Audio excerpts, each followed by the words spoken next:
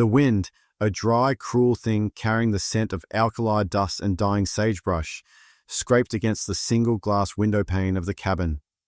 Inside, the world was a study in poverty and devotion, lit by the trembling wick of a tallow candle. Elara Vance, 22 and already worn smooth by the harsh edges of life in the Arizona Territory, sat at a rough-hewn table. She wasn't praying, not in the traditional sense, but she was listening to the frantic, rhythmic hammering in her chest, trying to distinguish it from the slow, steady tick of the cheap brass clocks on the shelf. Her hands were busy, but her mind was a battlefield. She was stitching a small, crude patch onto the elbow of a tweed jacket, her husband's. Caleb Vance, the schoolteacher, the man whose gentle, bookish nature had been their shield against the ugliness of the West, until it became the target. He lay now, not a man, but an outline beneath a borrowed sheet in the next room, having been dragged from this very cabin 3 nights prior. They had found him strung up from the old cottonwood by the river, his crime etched on a splintered plank nailed to his chest. Witness. Caleb hadn't been a hero. He was just a man of God and grammar, who had been hiding behind the general store when the infamous Cutter gang decided to execute a robbery with a theatrical amount of bloodshed. He had seen their faces, and Caleb, in his earnest, naive belief that the law still meant something, had ridden the 40 miles to Prescott to testify. The jury had hung the Cutter gang's leader. The gang, however, had not hung. A sudden, sharp snapping sound, the crack of a dead branch underfoot, came from the periphery of the light cast by the cabin window. Elara froze. The needle in her hand pierced her thumb, but she didn't flinch. Her eyes, wide and luminous in the darkness, darted toward the corner where the light failed entirely. There was supposed to be 4 of them. That was the count relayed by the terrified ranch hand who had found Caleb's body, and who wisely hadn't stayed for supper. 4 men, all known associates of the hanged man, riding slow and drinking hard, asking questions about the widow Vance. Elara's breath hitched. She had spent the last 2 days preparing the cabin, not to defend it, but to turn it into a cage.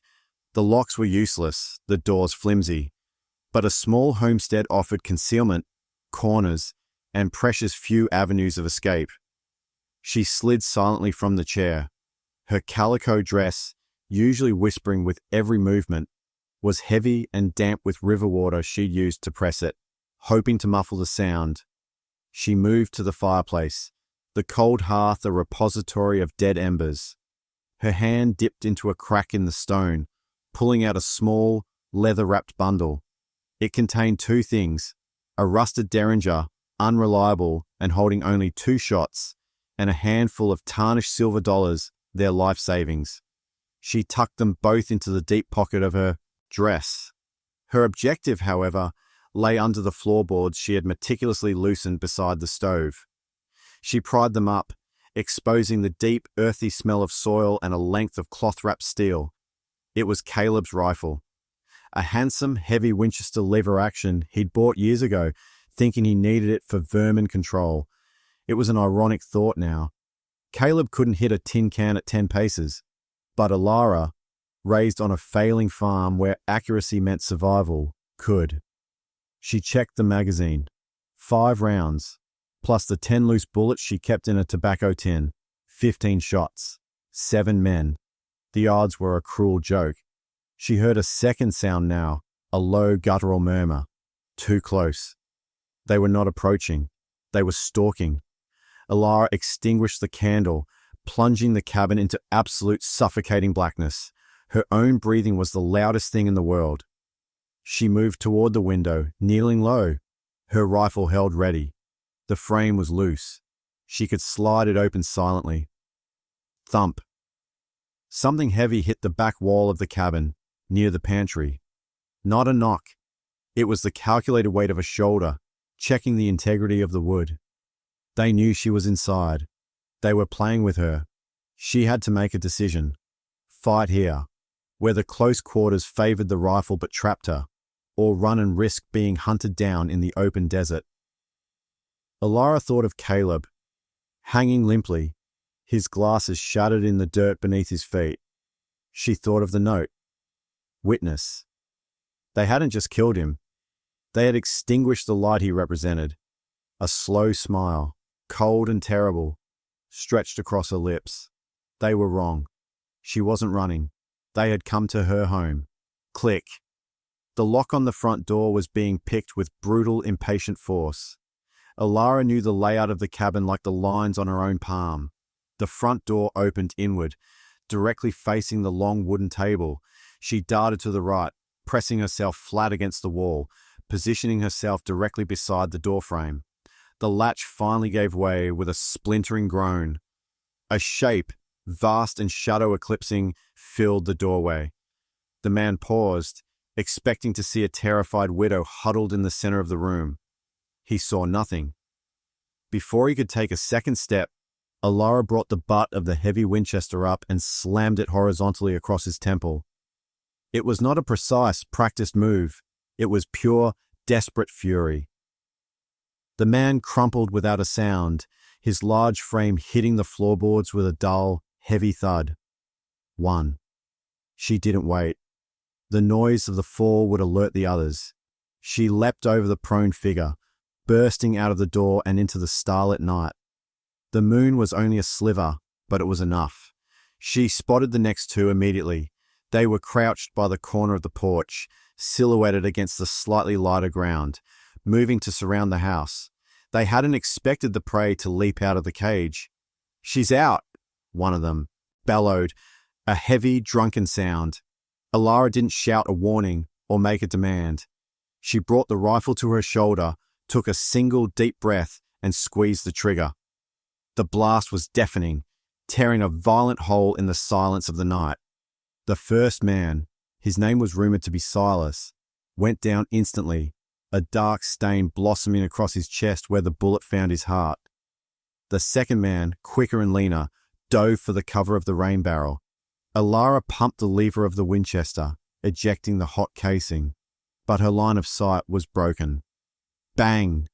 A pistol shot rang out, chipping the wood just beside her head. He was behind the barrel, blind firing. She threw herself backward, landing hard on the porch steps, the breath knocked out of her. She scrambled into the dust beneath the porch, a tight crawl space she had used for storing firewood. The man, emboldened by the return fire, abandoned the barrel and rushed the porch, thinking he had pinned her. "Come on out, little bird," he yelled, his voice rough with malice. He peered down into the darkness. She waited until his shadow fell directly over her, blocking the faint starlight. She didn't aim for his chest. Too hard to align from this angle. She aimed for the soft target, the unarmored skull peering into the dark. She fired again. The sound was muffled but close. An obscene, wet thwack followed by the sickening slide of a heavy body against the wood. The stench of blood immediately flooded the small space. 3. She crawled out, dizzy, her ears ringing, spitting dust and adrenaline.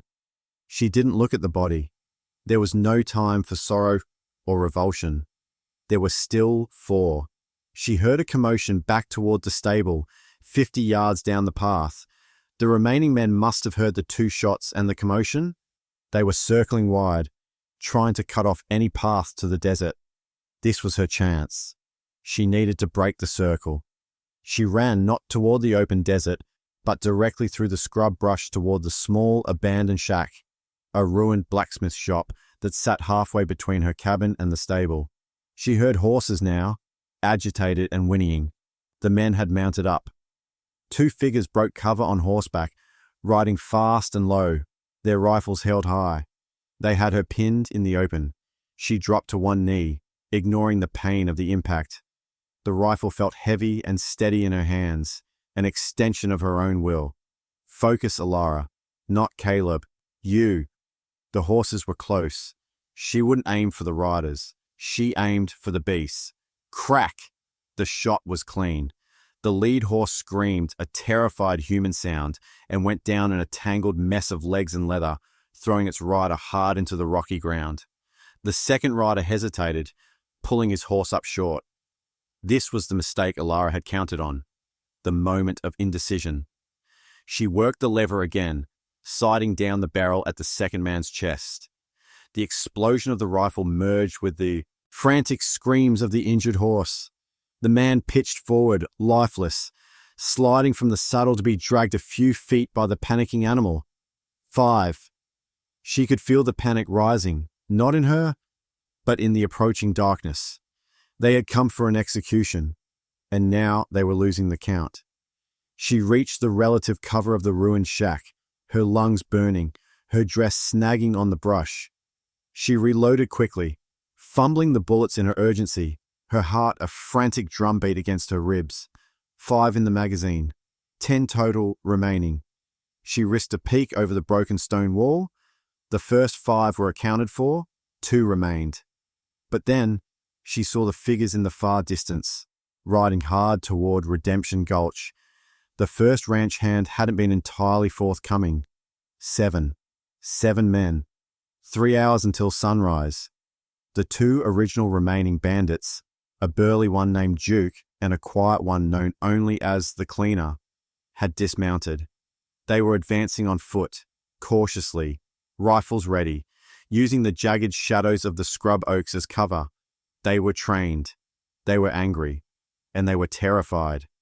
"You can't hide forever, Elara," Duke's voice boomed, thick with menace and desperation. "We know you're alone. This is stupid. Just come out."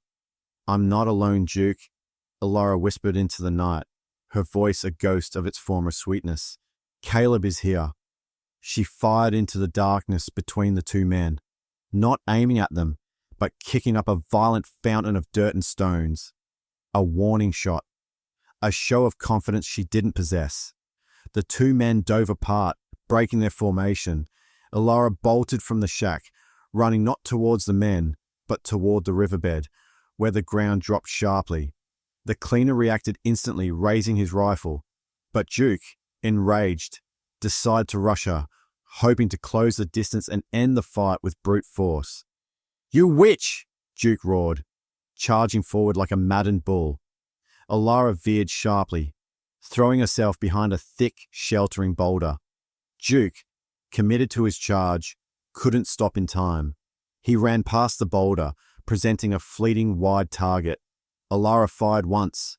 The bullet hit him low, twisting him violently, robbing his charge of its force.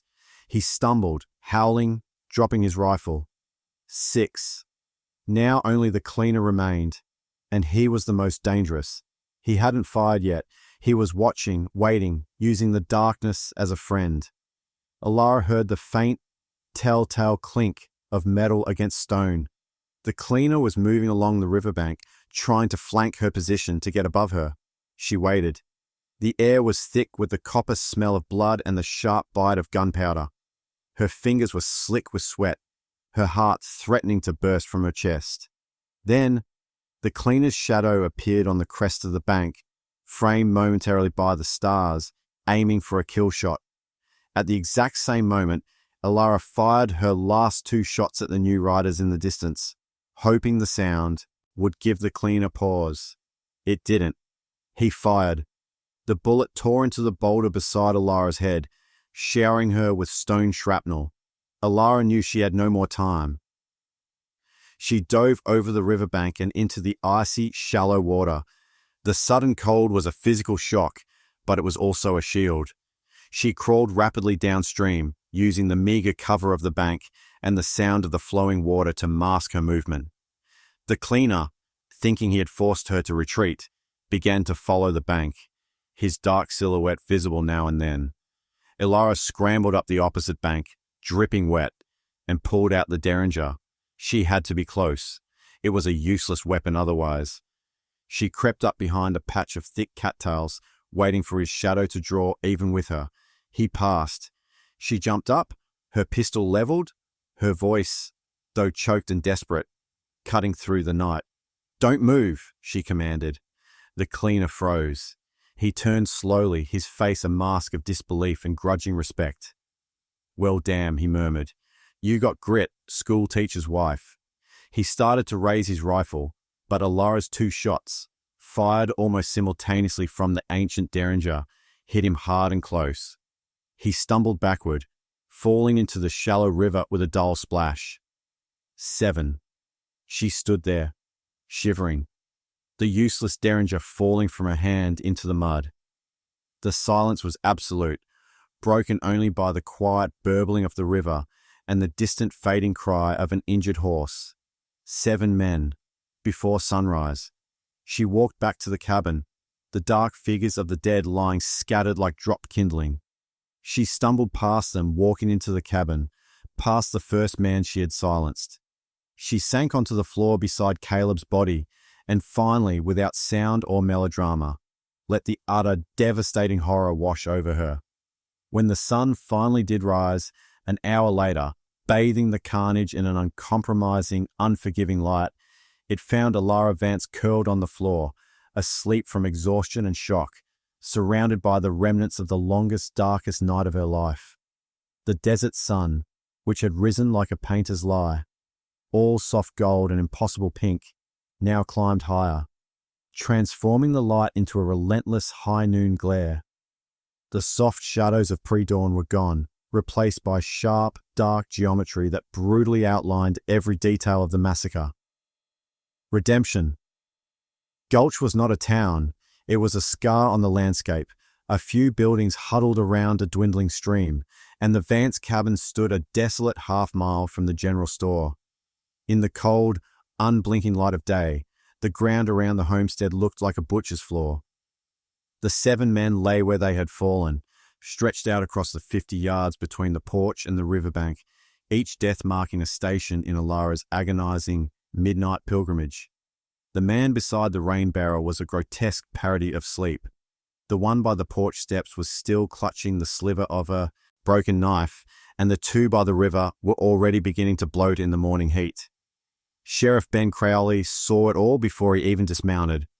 He pulled his horse, a sturdy grey-muzzled gelding, to a halt beside the spot where the first man, the one Elara had brained with the rifle stock, lay crumpled.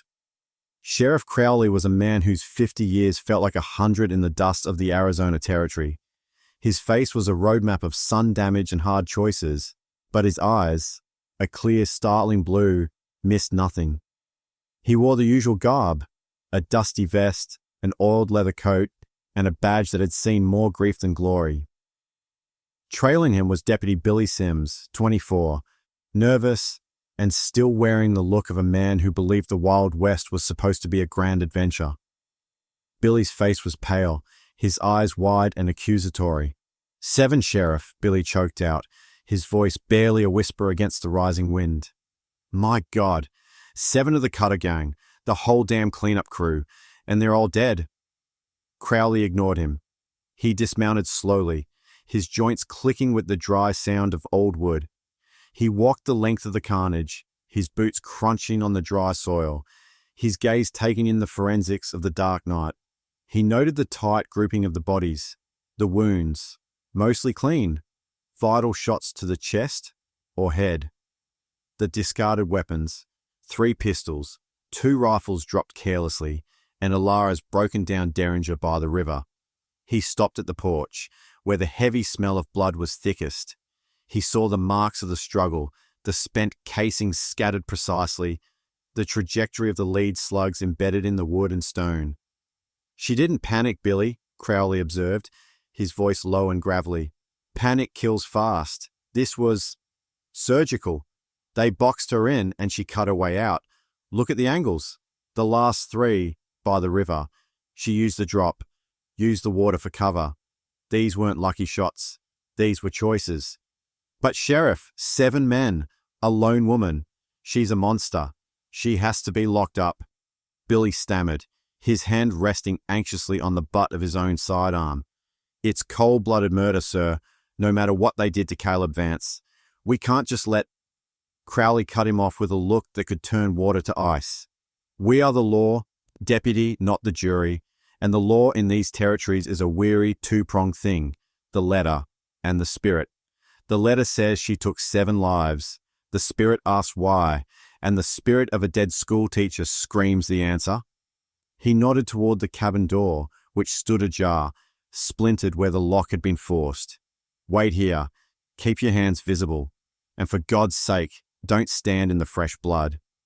Crowley stepped over the body of the first man, crossed the threshold, and entered the cabin. The room was dim, but the sunlight pouring in through the broken lock gave the dust motes a shimmering, otherworldly glow. The air was stale, a mixture of cold wood smoke, old coffee, and the faint, sweet metallic scent of terror. Elara was where she had fallen hours ago, near the stove. She was awake now, sitting with her back against the wall, her knees drawn up to her chest, her mud-caked dress clinging to her. She was staring at a spot on the floor, her eyes wide and dry, utterly devoid of recognition. She hadn't cried since the sun came up. The shock had curdled all emotion. She looked small, fragile, and entirely out of place in the tableau of violence she had wrought. The tweed jacket, still bearing the crude patch she'd been sewing, lay draped over the space where her husband had slept. Crowley approached slowly, his boots muffled on the floorboards. He didn't draw his weapon. He knew she was past fighting him. She was fighting the silence. "Elara," he said softly, his voice stripped of all official hardness. "It's Sheriff Crowley, Ben Crowley." She didn't move. Her pupils were dilated, her focus distant. He crouched down a respectful distance away, his knees protesting the movement. "The men outside," he continued, speaking into the quiet room. "The 7 men, the ones you found waiting for you when you woke. They are dead." Still no response. Crowley had seen this before. It wasn't madness. It was the mind slamming the door shut on an experience too large, too monstrous to process.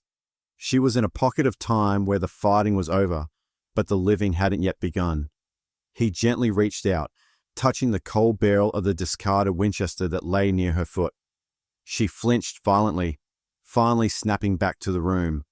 Her eyes focused on his face, but they saw only the uniform, the symbol of the law that had failed her husband. "They killed him," she whispered, her voice a dry rasp of sand and ash. It was her first spoken word in hours. "They took Caleb from the house and strung him up like a criminal because he told the truth. I know, Elara. I saw him." Crowley's own anger, a cold, long-nursed ember, flared briefly. He had known Caleb Vance, a gentle soul who had deserved better than the hangman's knot. "And they came for me," she continued, a flicker of that terrible midnight fire returning to her gaze. "They were going to do worse. They wanted to finish the job, make sure there were no Vances left to talk about Cutter." Crowley nodded, letting her words fill the space. He wasn't looking for a confession. He was looking for justification. "Tell me, Elara," he prompted gently. "When the first one came through the door, the large one, what did he say? What did he do?" "He didn't speak," Elara said, the memory solidifying into a terrible clarity. Her hands, resting in her lap, began to twitch, replaying the movement of the rifle stock. "He paused. He was looking for me. I didn't wait. I hit him with the stock. Then I ran." She recounted the events of the night with the clinical detachment of a witness describing a stranger's fight. The shots aimed at the horses to stop the charge. The baiting of the 2 men into the open by the shack. The final, desperate scramble in the river. She left nothing out. The raw brutality, the cold calculation required to survive, the exhaustion that followed. When she finished, she was shaking violently, the terror and adrenaline finally flooding back. "They were all armed, Elara?" Crowley asked. "Yes, they were all armed. They fired first. Every time." Her voice cracked on the last word. Sheriff Crowley stood up. The silence returned, heavy with the gravity of her statement. He walked to the door, looked out at the 7 corpses, and then turned to the deputy, who was shuffling his feet nervously outside. "Deputy Sims!" Crowley called out. Billy rushed to the doorway, peering in. "Sir?" "Get a roster of these men. I know at least 5 of them were on the federal marshal's wanted list for the Prescott robbery and the murder of the stagecoach driver. $200 on each of the Cutter associates. Write it all down. Catalog their weapons. And most importantly, Crowley's voice dropped to a command that brooked no argument. "Check the body of the first man, the one by the door." Billy, eager for action, started to step inside. "What am I looking for, Sheriff?" "Look for evidence that the lock was broken before he died. Look for signs that the man entered the home of the deceased Caleb Vance and his wife, armed and with intent." Crowley's blue eyes were fixed, not on the deputy, but on Elara. "Because the way I see it, Billy, this is not a crime. This is a siege." He leaned closer to the deputy, his voice a fierce, low rasp. "These men hunted down a civilian witness and murdered him. They then came to finish his widow. We have 7 armed trespassers, notorious criminals, found dead on private property. The law in this territory still allows a person the right to defend their life and their home from invasion." "But sir, 7... "I don't care if she killed 70, Crowley interrupted, his voice rising, carrying the weight of all his frustration with the lawlessness of the West. "They stepped into that circle with murder in their hearts. They got what they deserved. The paperwork will reflect that they were aggressors, and Elara Vance acted in clear, unambiguous self-defense." He turned back to Elara. She was watching him now, the shock beginning to give way to a cautious, fragile sense of hope. "We have to clear the scene, Elara," he said, moving to her side. "I will need a formal statement when you are able to give one, but I have enough for now. The bodies will be taken to the county line. I want you on the next stagecoach out of here." He reached into his pocket, not for the bounty money this time, but for a small, folded map. "The nearest decent town is Havens Ferry. Clean, quiet, nobody asks questions. I know a woman there, a friend. She runs a boarding house. I'll give you a note. She owes me a favor."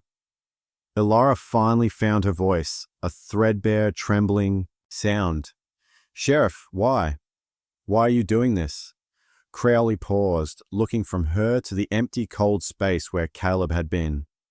"Because the law is supposed to protect the innocent, Elara," he said, his voice heavy with the failures of his office. "And sometimes, to protect the innocent from the law itself, you have to look away. You survived the unholiest night a person can endure. You earned the right to see the sun rise again, free." He walked over to the mantel, grabbed the tin of spare bullets, and poured them into the pocket of her dress, where the derringer had been. He bent and retrieved the heavy Winchester, laying it across her lap. "Keep this," he said. "The West doesn't reward those who forget how to defend themselves. Now get ready. The deputy will be back soon with a wagon for the dead. You have 15 minutes. He left the cabin, stepping back out into the harsh sunlight, leaving Elara Vance sitting on the floor, the weight of the rifle a cold, sudden promise of survival across her knees. She killed 7 men before sunrise, and the sheriff let her walk free. The stagecoach ride was a rattling, dusty blur that spanned 2 days and nights. Elara sat hunched in the corner seat, the tweed jacket, Caleb's jacket, pulled tight around her shoulders, less for warmth than for the illusion of his presence. The heavy Winchester rifle was stowed beneath the seat, and the sheriff's letter, along with the unsettling weight of the silver bounty coins, rested in her pocket. The other passengers, a traveling salesman and a nervous elderly couple, chatted about rain forecasts and the price of tobacco, entirely unaware that they were sharing close quarters with the woman who had become a legend in the making, the subject of 100 whispered rumors that were already racing ahead of her. Sheriff Crowley had been true to his word. The official report, drafted with cynical precision, spoke of a violent ambush by known Cutter Gang fugitives on the residence of the late Caleb Vance, and the heroic, if desperate, self-defense by his widow. It was a narrative of justice, however bloody, and the frontier generally appreciated finality more than procedure. But for Elara, the freedom felt less like liberation and more like an open wound. The world was too bright, too loud, too present. Every jolt of the coach brought the sickening thwack of the rifle butt against the first man's head back to her.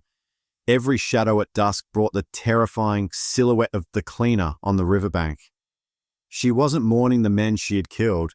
She recognized the necessity, but she was mourning the part of herself that had done the killing.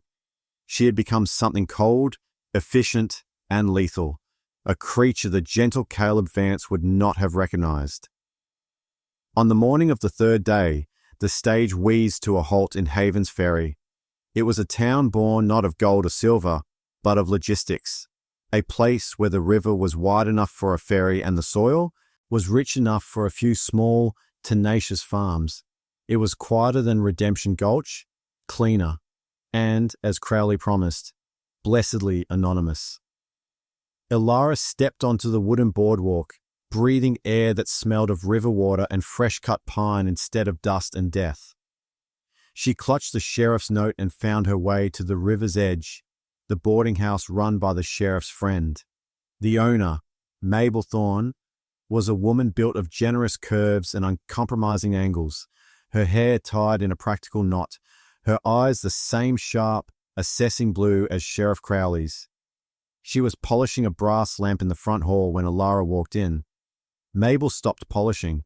Her gaze swept over Elara. The dusty dress, the pale, haunted face, the way Elara held her shoulder as if bracing for a blow. Mabel was an old friend of Crowley's for a reason. She knew how to read the scars people carried. "You must be Elara Vance," Mabel said, her voice rich and low. It was not a question. Elara handed her the crumpled note. Mabel unfolded it, reading the brief handwritten message. "Mabel, this is the favor. She needs silence and rest. The slate is clean, but the soul is bruised. Ben." Mabel folded the note and tucked it into her apron pocket. She looked at Elara, a sudden, fierce compassion replacing the assessment in her eyes.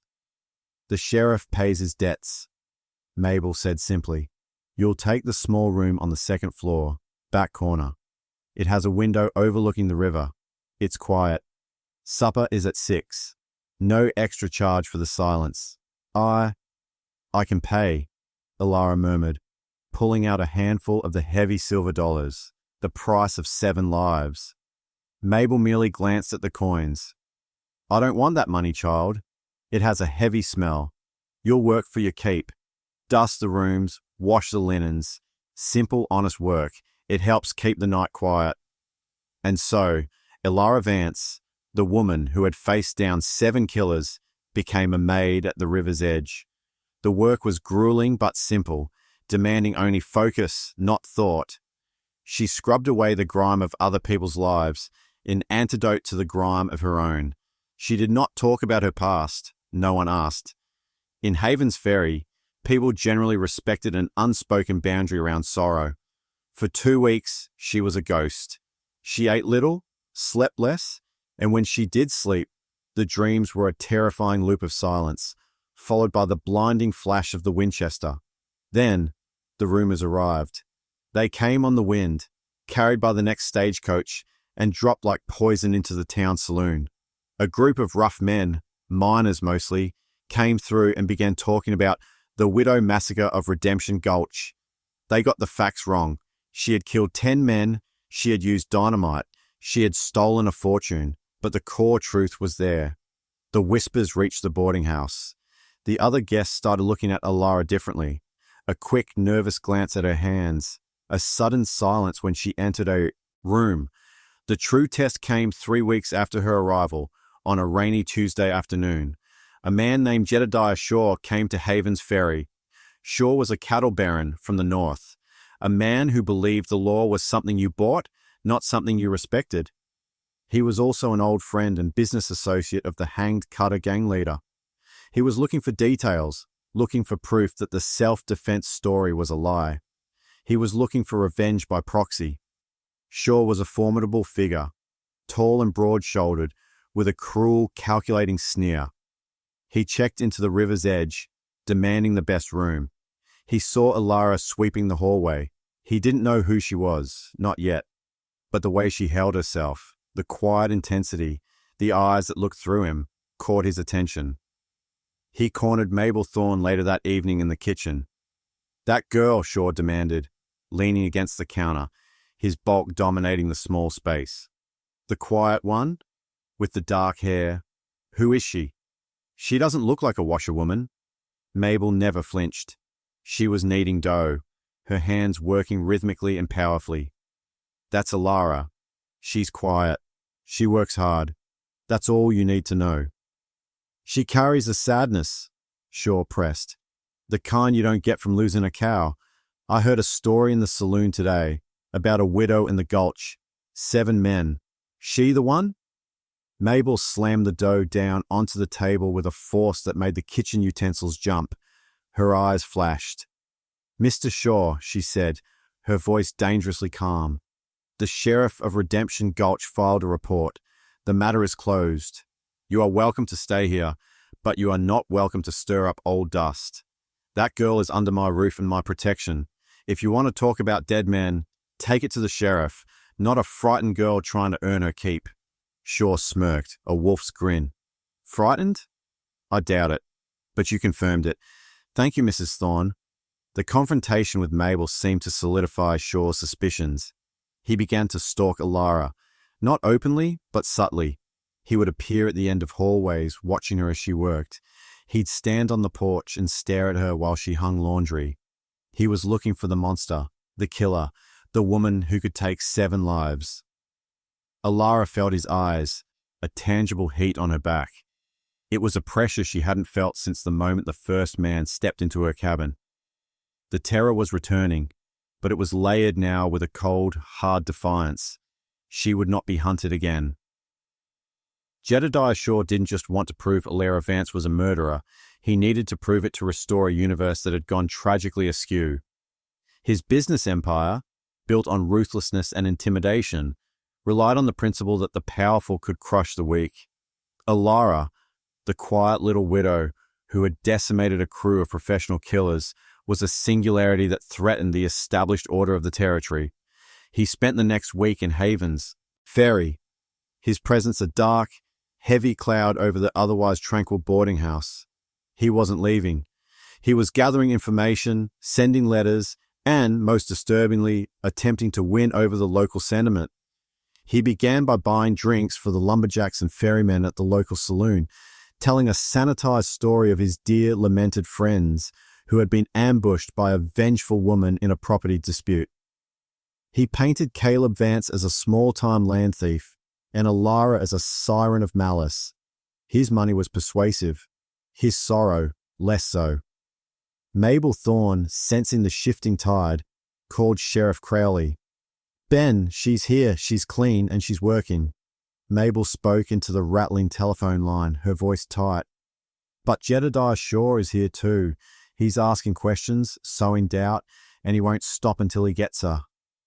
Crowley's reply was a long, tired sigh. Shaw's rich, Mabel. Rich men believe the rules don't apply to them. They apply for them. My report is solid, but if he drags it through the territorial courts, he can find a judge willing to hear his version. He can't touch her for murder. It's too far gone. But he can touch her for accessory, for conspiracy. He just wants her to pay for his friend's death. What do I do, Ben? Keep her safe. Keep her quiet. I'm riding out there. But it will take me 4 days. Tell Elara that the law can only protect her from men with guns. She has to protect herself from men with lawyers. The day after Mabel spoke to Crowley, the harassment escalated. Shaw moved beyond veiled intimidation. He began leaving things. First, it was a copy of the Redemption Gulch Gazette with a crude, hand-drawn circle around the article detailing the hangings of the Cutter gang leader. Elara found it on her perfectly made bed, an immediate violation of her private space. The next day, it was a single white rose, a funeral flower, placed on the step of the back staircase she always used. Elara knew these were not acts of petty cruelty. They were psychological warfare, designed to strip away the fragile veneer of her sanity, to push her into a rash action that could be interpreted as guilt or aggression. She retreated entirely, barely speaking even to Mabel. She ate her supper in her room. She polished the Winchester, cleaning its internals until the steel shone, running her fingers over the trigger mechanism until it felt like a part of her hand. She was preparing for the inevitable, Cold War giving way to hot conflict. One morning, She went down to the river to fill the wash basin. The riverbank was quiet, misty, and cool. Shaw's room was directly above the bank. As Elara knelt, scooping the water, a glint of polished brass caught her eye. It was a spent rifle casing, lying right at the water's edge. Too clean, too recent to be old trash. Elara picked it up. It was a high-caliber casing, the kind used by expensive hunting rifles, Shaw's kind of rifle. And then she saw the indentation in the dirt on the bank above her, a fresh footprint, large and heavy, positioned just right for someone kneeling to sight a target. The trajectory of the casing led her eyes to a small, dark hole in the trunk of an oak tree, directly across the river, precisely where she often stood to shake out the linens. He hadn't been aiming to kill her, not yet. He had been practicing. He was demonstrating that he could, that he knew where she slept, where she worked, and that he was capable of placing a round anywhere he pleased. It was a terrifying signature. That night, Elara did not sleep. She sat in the darkness, the Winchester across her lap. She went over every detail of the 7 kills, not for the sake of dwelling on the horror, but for cold, strategic analysis. What was my mistake with Duke? I rushed the shot. I aimed for a disabling blow instead of a final one. The cleaner? I wasted a good rifle round on dirt, forcing me to rely on the Derringer. The difference between those midnight fights and this new war was that in Redemption Gulch, she was fighting for her life right now. In Haven's Ferry, she was fighting for her future. She had time to think, to plan, and to choose the ground. The next day, she decided to choose the ground. She put on her husband's tweed jacket, the one with the freshly stitched patch, a symbol of the gentle life she had lost and the memory she was defending. She tucked the silver dollars and the sheriff's note into her pocket. She walked straight into Mabel's kitchen. Mabel was peeling apples, her brow furrowed with worry. "Mabel," Elara said, her voice clear and strong. "I need to talk to him." "Talk to him?" "Elara, no. That man is poison. He wants you to talk. He wants you to lose your temper. He wants a reason to call the marshal." "He won't stop until he has a reason," Elara stated. "If I run, he wins. If I hide, he wins. I have to put an end to his game. I need to make him realize that the cost of winning against me is too high." "And how will you do that?" Mabel asked, her hands stilling over the apples. Elara's eyes, fixed on some distant point, were utterly calm. "I will let him think he has won. I will let him think I am broken." She went to Shaw's room. She didn't knock. She simply opened the door and walked in. Shaw was sitting at the writing desk, cleaning the expensive hunting rifle he'd used to shoot the oak tree. He looked up, a predatory gleam in his eyes. He had been expecting her to crack. He just hadn't expected her to come to him. "Well, well," he drawled, setting the rifle down. "The widow comes calling. Finally ready to confess your sins?" Elara stood by the door, her hands folded over the tweed jacket. She looked small, defeated, and on the verge of collapse. It was the performance of a lifetime, the acting out of the fear that had been her constant companion. "Mr. Shaw," she began, her voice trembling just enough to be convincing. "I'm tired. I can't live like this. The dreams, the things I did. I can't bear it." Shaw smiled, a slow, triumphant spread of his thick lips. He stood up, towering over her. "The weight of 7 men is a heavy one, isn't it? Don't worry, Elara. I'm a man of mercy. Tell me the truth. Tell me you lured them there. Tell me you planned it. Tell me it wasn't self-defense but a cold-blooded ambush. Give me something to clear my friends' names and I can be lenient. I can make this go away." Elara lifted her gaze, tears finally blurring her vision. They were real tears, for the lost life, for Caleb, for the terrible knowledge in her heart. "It was an ambush," she whispered, the lie tasting like ash. "I lured them there. I knew they were coming, and I waited for them. I planned to kill them all." Shaw leaned in, his face alight with victory. "Ah, there it is. I knew it. You admit the premeditation." He turned to the desk, scrambling for a sheet of paper and a pen. "Sign this." Write it down. Tell me everything. Elara took a shuddering breath. I will sign, but only if you promise to leave this town, and only if you promise to never speak my husband's name again. Deal, Shaw roared, shoving the paper into her hands. Write it all down, the date, the time, the ambush. Then you and I are done. Elara took the pen, the tip hovering over the paper. She was close. She had the confession in her hands. She had Shaw's greed and self-satisfaction as her witness. She took another moment, drawing on the memory of the cold water of the river, of the steady weight of the rifle, of the sheer primal will to survive the night. Then she dropped the pen. Her face, seconds ago racked with feigned sorrow, snapped back into the fierce, terrifying stillness.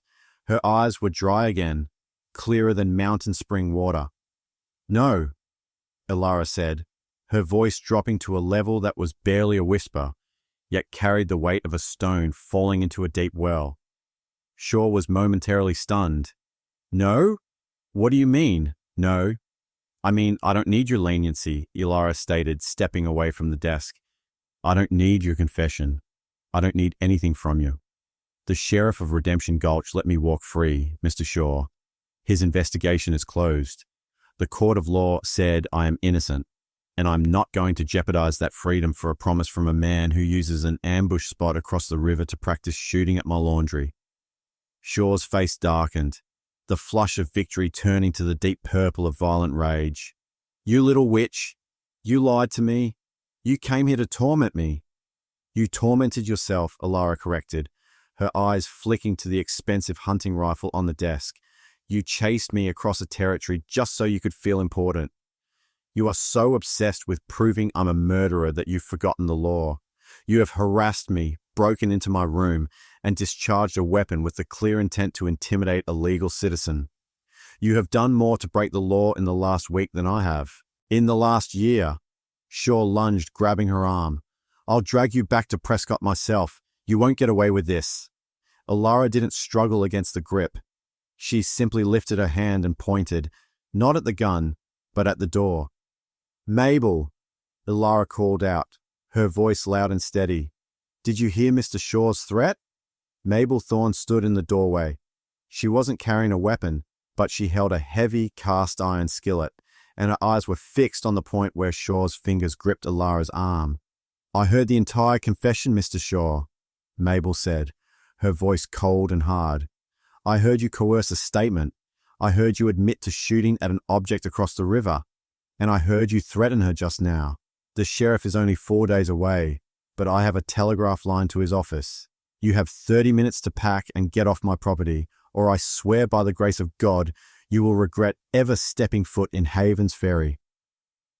Shaw released Elara's arm as if it were a hot coal. He looked from Elara's steely composure to Mabel's resolute stance. He had pursued a victim, and he had found 2 guardians, unyielding and unafraid. He was no longer the hunter. He was an unwanted guest. He had miscalculated Elara Vance's fragility, assuming that a life of terror would lead to surrender. He didn't understand that for some, the greatest terror gives birth to the coldest resolve. Elara had already faced her worst night. Nothing he could do in the daylight could possibly frighten her now. Jedediah Shaw left Havens Ferry in a storm of humiliated fury. He didn't make the 30-minute deadline. He was gone in 10, his expensive saddlebags thrown carelessly onto his horse, leaving behind a trail of dust and defeated pride. He had come looking for vengeance and had only found a woman stronger than any of his dead associates. The confrontation marked a turning point for Elara. She was still the widow of Caleb Vance, still the woman who had killed 7 men, but she was no longer simply a victim. Her fear had been replaced by a quiet, granite-like certainty. The nightmares didn't stop, but now, in the dark theater of her mind, she was no longer the one running. She was the one pulling the trigger, defending her ground. Mabel Thorne watched the change with satisfaction. She saw the girl who had arrived hollow-eyed and silent, now moving with a purpose. Her shoulders straight, her gaze direct. The washing and cleaning were no longer an escape. They were simply work. 4 days after Shaw's ignominious departure, Sheriff Ben Crowley rode into Haven's Ferry, tired and covered in dust. He found Mabel in the kitchen, wiping down the already spotless counters. "Shaw," was all Crowley said, looking around the peaceful kitchen. "He left with a thunderclap and a promise to ruin you," Mabel replied, setting a fresh pot of coffee on the stove. "Elara handled him. She made him think she was confessing, and then she exposed him for the predator he is. Used your report as her shield." Crowley sank into a chair, letting out a weary groan. "She is a remarkable woman. She's what you made her, Ben," Mabel countered, placing a mug of coffee in front of him. "A survivor. She's upstairs. She's expecting you." Crowley nodded, taking a slow sip of the scalding brew. He climbed the stairs, the sound of his boots echoing loudly in the hallway. He found Elara in her small room, sitting by the window that overlooked the river. She wasn't cleaning the rifle this time, she was reading. A small worn copy of Tennyson, one of Caleb's favorites. The tweed jacket was folded neatly on the bed. "Afternoon, Elara," Crowley said, closing the door behind him. "Sheriff," she replied, closing the book and setting it aside. Her voice held no trace of the desperation or terror he had heard in Redemption Gulch. "I heard about Shaw," he said, taking the room's single wooden chair. "You handled it well, but he will be a problem. He'll go to the territorial government, try to have the case reopened, try to get my badge, or at least discredit my report." "You already know what I did, Sheriff," Elara said calmly. "I killed 7 armed men. I lured them to the fight. I chose the ground. You called it self-defense. If the law chooses to call it murder, then so be it. I survived the night. I'll survive the trial." Crowley looked at her, his eyes searching the deep clarity of her own. He saw not arrogance, but acceptance. She had made peace with the monster she had become. "I didn't ride 200 miles to talk about the law, Elara," Crowley confessed, leaning forward. "I came to talk about choice. You had a chance to walk away from that fight 3 weeks ago. You chose to stay. You chose to defend what was left of your life and your husband's memory. That choice makes you dangerous, but it also makes you valuable." He reached into his inner pocket and pulled out a heavy, leather-bound folder. He placed it on the small table between them. "I know what you are capable of in the dark," he said. "I also know that your husband Caleb was working with the authorities, giving testimony that was vital to cleaning up this territory. He was murdered for being a good man. He was murdered for being a good man. You were hunted for being his wife. That makes this personal for all of us who still believe in justice out here." Elara looked at the folder. It was thick, sealed with official wax. "What is that, Sheriff?" "It's a dossier," Crowley explained, "on the remaining problems in the territory. Rustlers, bandits, men with too much money and too little conscience. Shaw is the least of it. This territory is rotting from the inside, Elara, and I'm running out of good men or good women to clean it up." He pushed the folder closer to her. "The law can't protect you from a man like Shaw forever, but there is one thing that can make him disappear: fear. The kind of fear that whispers, 'Don't touch her. She's protected by something bigger than a local sheriff.'" "You want me to work for you?" Elara realized, the thought landing with chilling certainty. "I want you to be a ghost, Elara," Crowley corrected. "I want you to be the rumor, the final piece of the story. The woman who doesn't walk away from a fight, but walks into it, cold and clear-eyed. We have a target list in there. Men who are too rich to be arrested and too dangerous to be ignored. You, with your history, your rifle, and your complete lack of self-preservation are the perfect solution." He didn't ask her to wear a badge. He asked her to be a force of nature, an unofficial extension of a weary justice system. "You'd be making an outlaw of me," Elara said, her hand reaching slowly for the folder. "No," Crowley said, his gaze unwavering. "You've already been judged, Elara, by the 7 men you killed and by me. The former found you guilty, the latter found you innocent. This is a chance to use the terrible thing you did for a purpose. It's a chance to stop being the one who is hunted and to start being the one who is feared. She picked up the dossier. The weight of the leather was solid, tangible. It was heavier than the Winchester, heavier than the silver coins. It was the weight of a new life, built entirely on the grave of the old one. "And sure?" she asked, her eyes already scanning the first few lines of the document. "Sure, we'll keep looking for you," Crowley said, standing up. "He'll send his own men. If you accept this, if you disappear into the desert and start crossing names off that list, the rumors will grow. When he sends his men after you, they will find out what the 7 men found out, that you are not prey." He walked to the door. "I'll be back in 6 months, Elara. If you're still alive, we'll talk about what comes next. If you decide this isn't for you, I'll find you another town, another life. But I think you already made your choice that night in Redemption Gulch." Crowley left the room, leaving the door ajar. Elara didn't move for a long time. She looked at the closed book of poetry, then at the open file of names. Caleb's life was a gentle tragedy. Her own life, the one beginning now, was a dark epic. She reached into her dress pocket, pulled out the cold, heavy silver of the bounty, and dropped the coins, one by one, into the waste bin. The price of her survival was paid. She stood up, walked to the bed, and picked up the tweed jacket. She would wear it. A constant reminder of the peace that had been violently taken from her, and the justice she was now bound to deliver. Then she opened the chest, pulled out the Winchester, loaded the 15 rounds, and began to read the names of the men she would hunt. The woman who killed 7 men before sunrise was now going to work in the dark, and this time, the sheriff wasn't just letting her walk free. He was giving her a path to follow.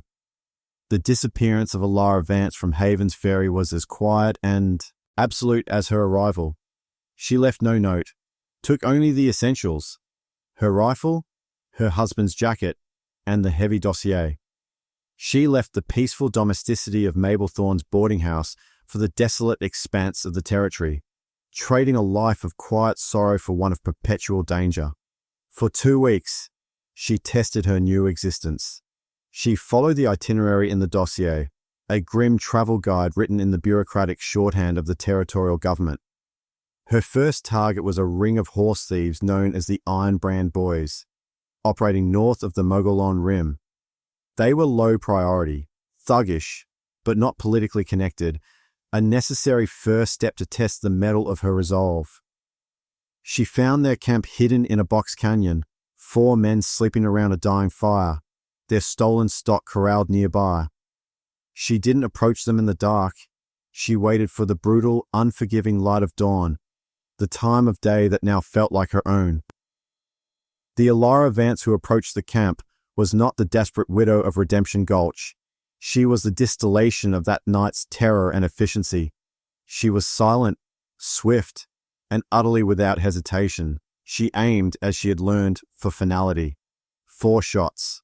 4 thuds. The Iron Brand Boys were simply removed from the landscape, like weeds pulled by a cold, calculating hand. Elara checked the bodies, confirmed their identities against the crude sketches in the dossier, and then did what Sheriff Crowley had taught her. She left a clear, anonymous trail. She didn't steal their horses or their meager valuables. She took their own brands, the symbols of their trade, and left them scattered around the camp, a message for the next lawman who stumbled upon the scene. She left a marker, not a robbery, not a land dispute, justice. The news spread, not through official channels, but through the fearful whispers that traveled faster than any telegram. 4 more men, known criminals, found dead with clean shots and no witnesses, then 2 more, then 3 more, all in unrelated districts, all with the same chilling calling card. The newspapers didn't know her name. They called her the Black Widow, a creature of myth who moved in the shadows, settling scores the law couldn't touch. The criminals of the territory started looking over their shoulders, wondering if their time was up, and if the gentle sound of a woman's breath would be the last thing they heard. This was the protection Crowley had promised, the power of the rumor. No one dared pursue the Black Widow because no one knew who she was, where she came from, or whom she was working for. She was a self-fulfilling prophecy of frontier justice. Her legend grew with every strike. She took down a trio of corrupt railroad auditors near Flagstaff who were extorting local laborers. She dismantled a small operation selling poisoned liquor to the Apache reservations. She was systematic, focusing on the systemic rot that Caleb's cleaned. Testimony had tried to expose. She was fighting the ugliness that had cost her husband his life, and in doing so, she was finally honoring him. 6 months passed. Elara was leaner, tougher, and more proficient with the Winchester than any seasoned killer in the territory.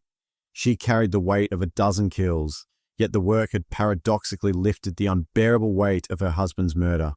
She was moving, acting, and living for a purpose beyond mere survival. But the legend of the Black Widow also reached the one man obsessed with her truth, Jedediah Shaw. Shaw had spent those 6 months fruitlessly trying to discredit Sheriff Crowley, failing to reopen the case, and wasting fortunes on lawyers who couldn't fight a closed self-defense verdict. When he heard the mounting tales of the Black Widow, the clean, precise execution of criminals, the lack of motive other than justice, he put the pieces together. The widow who had killed 7 men, the sheriff who let her walk, the sudden, terrifying wave of vigilante justice. Crowley hadn't protected her. He had commissioned her. Shaw didn't go to the law this time. He hired his own cleanup crew, 3 cold-blooded mercenaries from the Texas border, led by a man named Reverend, a former preacher whose faith had soured into a vicious cruelty. Shaw offered them a massive sum to find the Black Widow, capture her, and bring her back, alive if possible, to face Shaw's own form of justice. The Reverend was effective. He didn't chase rumors.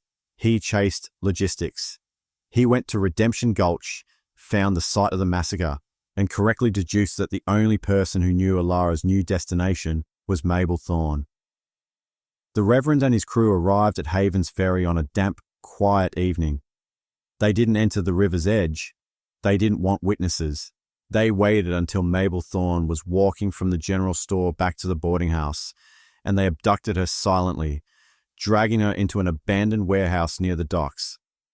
When Elara next checked the telegraph lines, as she did every week, there was a message waiting for her, addressed simply to the widow.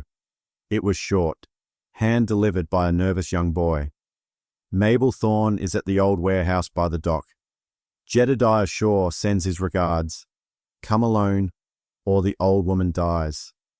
Elara felt a sudden, cold flare of rage, a feeling more consuming than the terror that had fueled her survival. Mabel Thorne was the one person who had shown her unconditional kindness, the one symbol of the peaceful life she was fighting to protect. This was not a test of her resolve, it was a punishment for her success. She strapped on her cartridge belt, checked the magazine of the Winchester, and placed Caleb's tweed jacket over her arm. She was going back to the place of the law, back to the town she had fled, to finish the business that Sheriff Crowley had only temporarily deferred. She found Shaw waiting outside the warehouse, perched smugly on a wooden crate, his face a mask of triumphant malice. The Reverend and his 2 thugs were inside. "Welcome back, Elara," Shaw sneered as she approached. "We need to finish that conversation you so rudely interrupted." "Let Mabel go," Elara commanded, her voice low and steady. "After you confess," Shaw insisted. "I want it written down. I want you to admit that Crowley protected you, that you are a government assassin, that you killed my friends in cold blood. Sign it," and the old woman walks. Elara's gaze was hard, her mind racing. 3 men inside, 1 outside. Too many to take on in a closed space with a hostage. "I'm not signing anything, Shaw," Elara stated, taking a step closer. "But I will give you what you want. I will give you the truth." She stood tall, the starlight catching the desperate sincerity in her eyes. "The truth is, I did not just kill 7 men before sunrise. I killed those men because they stripped my life of all meaning. They killed my husband, and they turned me into the thing you see now. I am the Black Widow, Mr. Shaw, and you have just given me the motive to ensure you are the final entry on my list." Shaw laughed, a short barking sound of victory. "You think you can threaten me? Reverend!" The warehouse door swung open. The Reverend stood there, his face cruel and shadowed, holding Mabel Thorne tightly, a large black pistol pressed to her temple. "Get on your knees, widow," the Reverend hissed, "or the old woman gets a hole in her head." Elara looked past the Reverend, meeting Mabel's eyes. Mabel didn't plead. She simply nodded once, a gesture of absolute, terrible understanding. The path of survival sometimes requires the greatest sacrifice. Elara hesitated, and in that split second, the Reverend, interpreting it as weakness, tightened his grip on Mabel. Shaw, sensing the end, grinned savagely. "Drop the rifle, widow, now!" Elara did the last, most terrible thing that cemented her transformation. She didn't move toward the Reverend. She didn't drop the rifle. She simply raised the heavy Winchester, siding past the Reverend's head, and with a terrible, earth-shaking blast, she blew out the oil lamp hanging high in the warehouse rafters. The world dissolved into absolute blinding darkness, shards of glass raining down. Shaw screamed, half in pain, half in panic.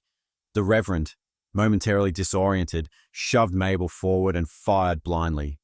The shot went wide. Elara had already moved. She fired 2 rounds rapidly into the ground where Shaw had been sitting, guaranteeing chaos. She didn't wait to see if he was hit.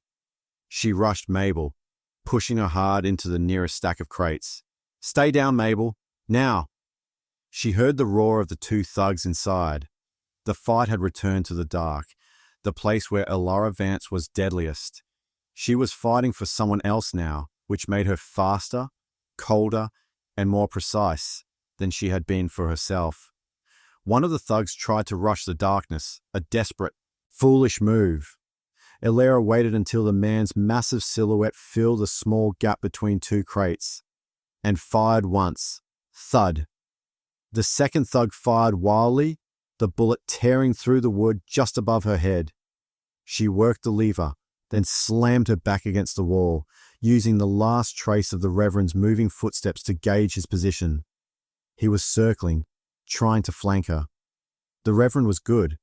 He was silent, a true predator. But he was fighting the Black Widow, the woman who had spent 6 months learning to see in the dark. She waited for a sound, any sound, and then she fired her final 3 rounds in a short, deliberate burst aimed low, at the space where she calculated his legs would be. A high, gurgling scream answered her. The Reverend went down, not dead, but crippled, his expensive pistol clattering across the floorboards. The darkness was now silent, save for the shallow, frantic breathing of Elara and Mabel and the moans of the fallen men. Elara moved quickly, retrieving the Reverend's fallen pistol. She found Shaw first. He was nursing a bleeding ear, his expensive coat torn, his face slack with terror. He hadn't been hit, but the terror was deeper than any bullet.